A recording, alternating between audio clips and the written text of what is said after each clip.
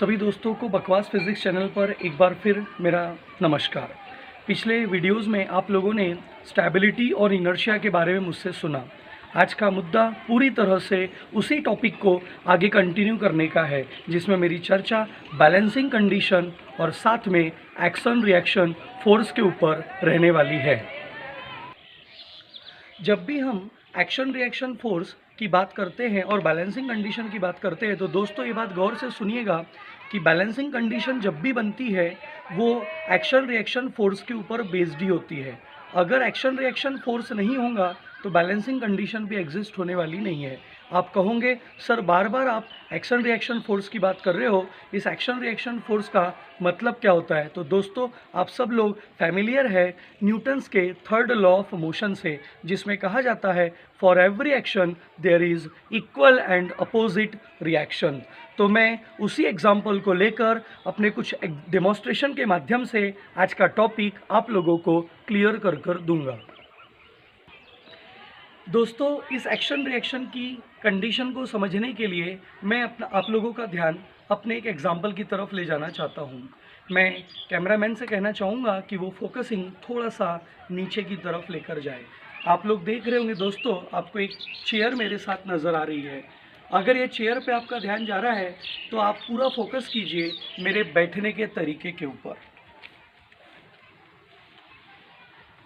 आप सब लोग देख रहे हैं कि कुर्सी पर मैं बड़े आराम से बैठा हूँ। आप बोलोगे सर आप क्या कर रहे हैं? ज़रा ध्यान से देखिए, मेरे चैनल का नाम bakwasphysics.com ही है, तो डेफिनेटली bakwasphysics.com है तो मेरे एग्जाम्पल्स भी थोड़े बकवास किस्म के होंगे, तो उसके लिए आप तैयार रहिए। आप मुझे देख रहे हैं, मैं कुर्सी के ऊपर बैठा हुआ हूँ। मेरी बॉडी का पोस्चर बिल्कुल नॉर्मल तरीके से है।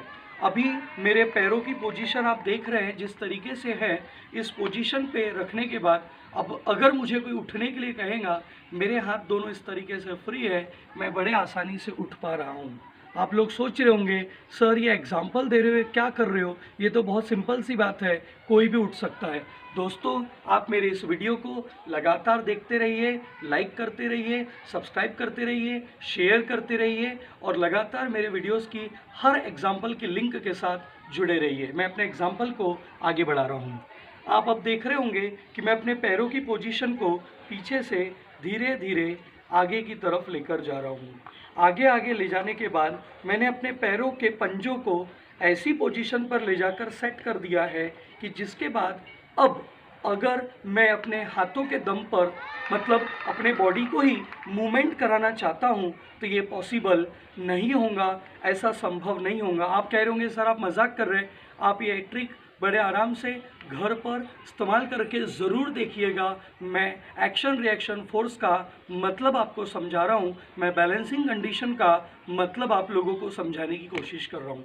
आप देखिए मेरे पैर सामने की तरफ है, मुझे अपने पैरों की पोजीशन को आगे पीछे नहीं करना है, जिस जगह पर है उसी जगह पर रखना है। मेरे बैक पोजीशन को भी आगे पीछे खिसकाना नहीं है, कुर्सी पर भी हिलना डुलना नहीं है। अब मैं इस पोजीशन पे बैठा हूँ और इस पोजीशन पर बैठने के बाद अपने आप को सेटल डाउन कर लेने के बाद अब आप अगर मुझे ढंग से देखेंगे तो मेरी बॉडी का पूरी तरह से वेट बैलेंस्ड हो चुका है। आप कहोगे सर आपके बॉडी का वेट क्या है? My weight of the body is W is equals to M into G, which is always acting vertically downward, but at the same time the reaction force acting on my body due to the surface of the chair. That thing I will discuss after this demonstration. You have to see just what happened with me. I am trying to push upward. I am trying to push upward. मैं अपने पैर हिला नहीं रहा हूँ, मैं अपनी body को उठाने की लगातार कोशिश कर रहा हूँ, लेकिन मैं उठ नहीं पा रहा हूँ। ये बताने के पीछे का रीज़न है because my weight of the body which is acting vertically downward totally balanced by the force exerted by the surface of the chair, that is upward force is balanced by the downward force, and this condition is balancing condition, so definitely external force is required for my motion. ठीक, दोस्तों, अब जो मैं बात बताने जा रहा हूँ, इसमें इसी चीज़ को मैं किसी और के ऊपर एक्सपेरिमेंट करके दिखाना चाहता हूँ। मेरी सिस्टर समर वेकेशन होने के कारण अभी यहीं और कोरोना वायरस के अटैक के कारण अपने ससुराल वापस नहीं जा पाई है, तो वो भी हमारे इस एग्जाम्पल का हिस्सा बन रही है। मैं उसे बुलाता हूँ। मृणाल, 2 मिनट। कैमरामैन से मैं कहूँगा कि थोड़ा सा पीछे हो जाए। आप यहाँ बैठिए। बैठने के बाद अपने पैरों को नॉर्मल रखिए जैसा आप रखते हैं। दोस्तों, आप सब लोग फोकस कीजिए। ये अभी नॉर्मल पैर रखकर बैठे हुए हैं। अब इनके लिए उठना बगैर हाथों की मदद से भी आसान हो गया है। मतलब हाथ नहीं लगाएंगे फिर भी उठना पॉसिबल। उठ के बताइए एक बार। देखिए, बड़े आसानी से उठना पॉसिबल हो गया, क्योंकि definitely wait of the body पूरी तरह से बैलेंस्ड नहीं हुआ था। बैठिए। अब मैं इनकी पैरों की पोजीशन को सेट करता हूँ। ये पैरों की पोजीशन इस तरीके से सेट हुई है कि अब ये अगर अपने पैरों को पीछे ना खींचे तो अपने हाथों को लगाए बगैर इनका उठना पॉसिबल नहीं है। ये अगर ट्राई करेंगे लेकिन इनसे उठते हुए नहीं जमेगा। पैरों को उठाना नहीं है, पैरों को जहाँ के तहाँ रखना, उठने की कोशिश करो। जमता है क्या? देखिए, इस डिमॉन्स्ट्रेशन के माध्यम से ये बात साबित होती है कि पैरों की पोजीशन जिस जगह पर है उस जगह पर डेफिनेटली पूरी बॉडी का जो वेट है mg acting vertically downward, reaction force जो है that is the force exerted by the surface of the chair के साथ पूरी तरह से बैलेंस्ड है। तो जो बात मैंने आप लोगों से कही कि for every action there is equal and opposite reaction, और ऐसी सब चीज़ें जब होती है तो बॉडी पूरी तरह से बैलेंस्ड होती है। बैलेंस्ड का मतलब ये नहीं है कि बॉडी रुकी हुई है, बैलेंस्ड का मतलब ये है कि बॉडी स्टेबिलिटी में है। ठीक, मैं अपने इस एक्शन रिएक्शन फोर्स के एग्जाम्पल को, बैलेंसिंग कंडीशन को समझाने के लिए एक बात और कहना चाहता हूँ, जिसमें बॉडी का वेट एग्जिस्ट वाली बात आती है कि बॉडी कब अपना वेट महसूस करती है। तो बॉडी अपना वेट तब महसूस करती है जब हर एक इक्वल एक्शन के लिए equal and opposite reaction force होता है। अगर action force reaction force balanced है तो डेफिनेटली 101% हर एक बॉडी फील करती है वेट। अगर एक्शन फोर्स है लेकिन रिएक्शन फोर्स नहीं है तो बॉडी फील करती है वेटलेसनेस। टेम्पररी वेटलेसनेस हम लोग लिफ्ट के अंदर महसूस कर सकते हैं, या फिर कोई मोशन हम कर रहे हैं और अचानक अगर मोशन में हम कहीं उस मोशन में ख़त्म हो जाए, मोशन में चलते चलते हम कहीं ऐसी जगह पहुंच जाए जहां पर पैरों तले ज़मीन खिसक जाए। आप सोच रहे होंगे कि सर आप ऐसा एग्जाम्पल दे रहे हैं, क्या ऐसा एग्जाम्पल पॉसिबल है? अभी आप ध्यान से देखिएगा, मेरी मूवमेंट को आपको समझ में आएगा।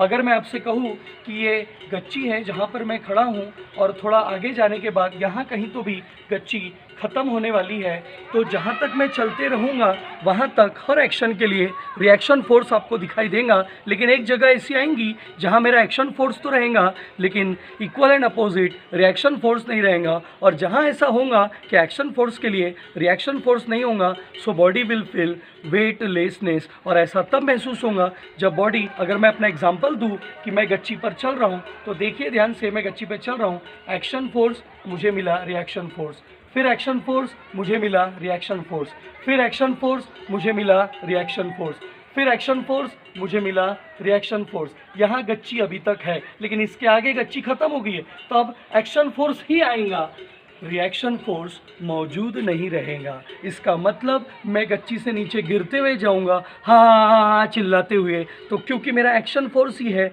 रिएक्शन फोर्स नहीं है, तो बॉडी फील करेगा वेटलेसनेस।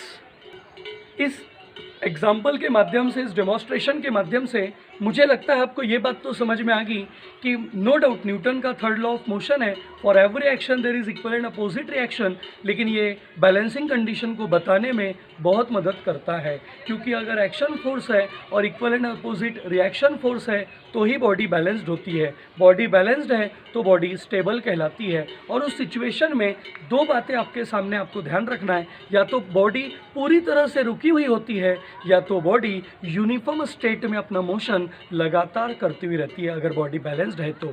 लेकिन जो आपने अभी देखा इस एग्जाम्पल में कि एक्शन फोर्स था मेरा, वेट ऑफ द बॉडी था acting vertically downward on the surface of the गच्ची, लेकिन गच्ची की सरफेस से जहां मैं आगे निकल गया तो गच्ची की सरफेस से रिएक्शन फोर्स अवेलेबल नहीं था। इसका मतलब एक्शन फोर्स तो था, रिएक्शन फोर्स नहीं था। इसका मतलब कुछ ना कुछ अपवर्ड था लेकिन कुछ तो भी डाउनवर्ड नहीं था। तो बॉडी कैसी हो गई? अनबैलेंस्ड, और अनबैलेंस्ड होने के कारण मेरी बॉडी में आपको दिख रहा था अनएक्सपेक्टेड मोशन, अर्थात वो रिप्रेजेंट कर रहा था अनस्टेबिलिटी को। ये वीडियो देखने के लिए आप लोगों का धन्यवाद। इस चैनल को लाइक कीजिए, सब्सक्राइब कीजिए, शेयर कीजिए। समय समय पर बहुत बेहतरीन वीडियोस मैं शेयर करते रहूँगा। Thank you very much.